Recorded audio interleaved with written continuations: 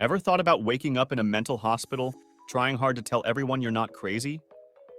That's not just in movies. It's something that can happen pretty easily in the United States and around the world. In this video, we will dive into 10 unbelievable cases from psychiatric hospitals. These are not just strange, but they show how easy it is to end up stuck in a mental hospital when you shouldn't be. These stories make us question what we know about staying mentally well. Number 10. A doctor at a mental asylum report. During my early days at the hospital, I encountered a peculiar case with an elderly patient. After a 6-hour conversation about her family, she was moved to a different room without a heart monitor. Strangely, her behavior took a sudden turn. She became visibly upset, attempting to leave the bed, a big no-no in hospitals. As I intervened, she began screaming about a house fire, insisting her family was in danger. What caught me off guard was her sudden focus on me, accusing me of neglect and claiming that God had forewarned her about my impending damnation. The situation escalated when she started yelling in what seemed like Latin or gibberish.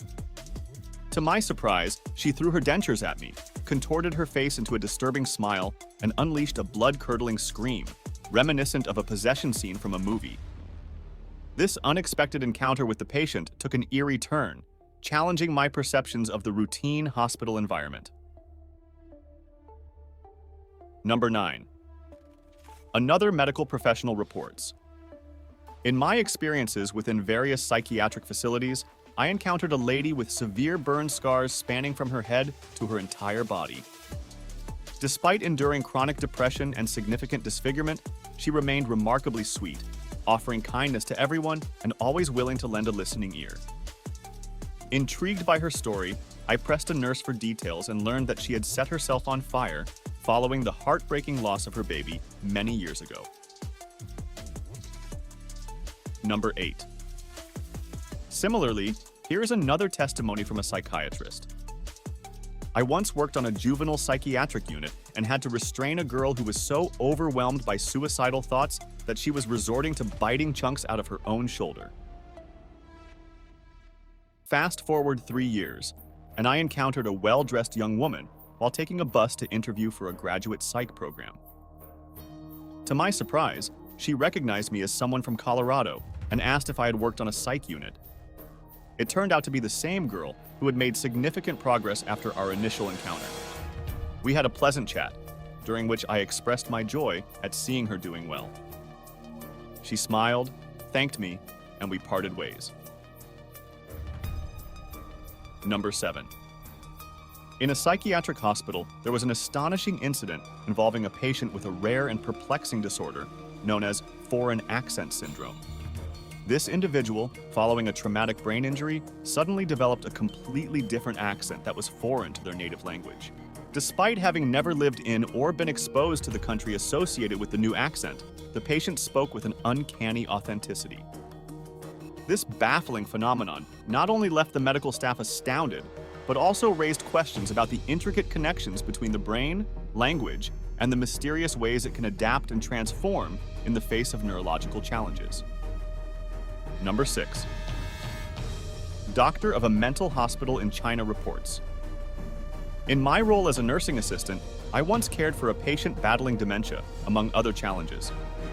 My interactions were limited to basic information like their ability to walk or manage daily tasks. This patient, a kind and sweet elderly lady, lived in a unique reality. Identifying herself as a young mother, she carried a doll, creating a nightly ritual of tucking her baby into a bed beside her. Her captivating narrative unfolded as she spoke coherently about her pregnancy and child, leading me to believe she resided in a sweet, repetitive fantasy land. However, this enchanting world would abruptly shatter after her baby was due, and no new arrival graced her life.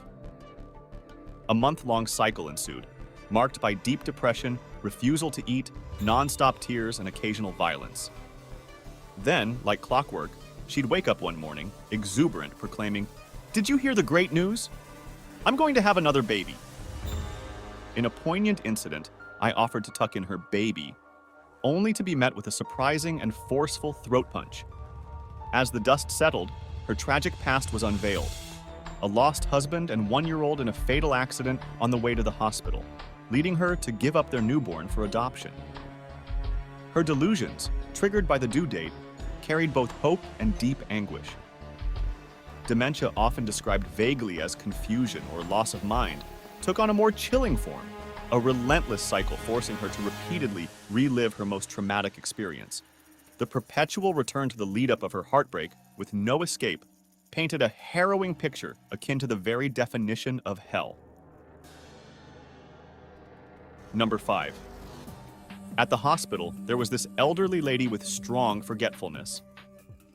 Doctor helped her get up to use the bedside toilet, and when she tried to get her back into bed, she got really upset.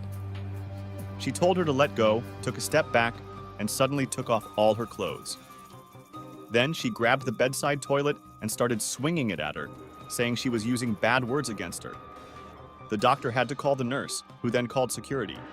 A little later, security rushed in, and he burst out laughing because he saw a naked old lady trying to corner me with a swinging toilet. Number 4. Another doctor states, "I once met a guy found in a burning old building. Even though he wasn't hurt, he acted super strange, so the paramedics brought him in. He was homeless, had no ID, and didn't know his name. Plus, he had no drugs in his system. When I looked into his eyes, it seemed like he was seeing something different from what I saw. I tried to figure out his name, but he kept saying he was an Air Force pilot who flew special planes because he could handle strong G-forces, and his blood was naturally thin.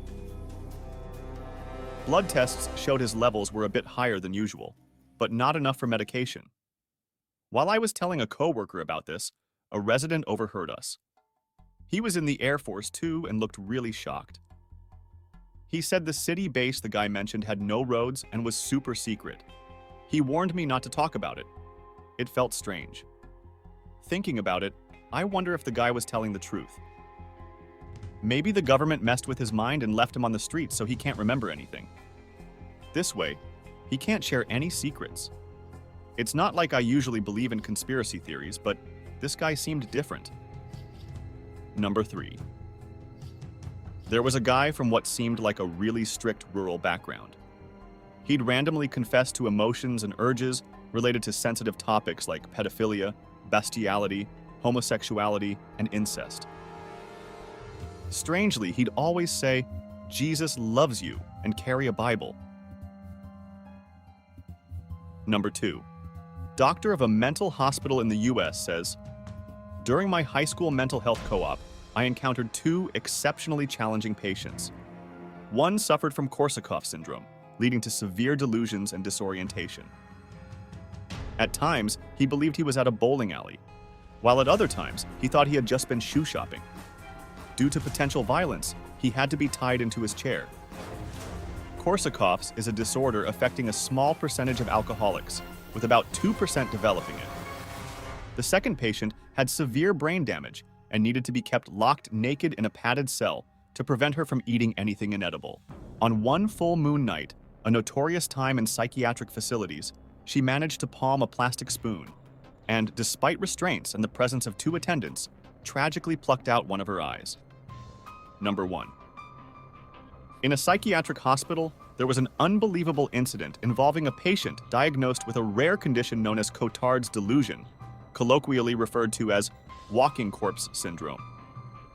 This patient fervently believed that they were deceased, insisting that their organs were rotting and their body was decaying.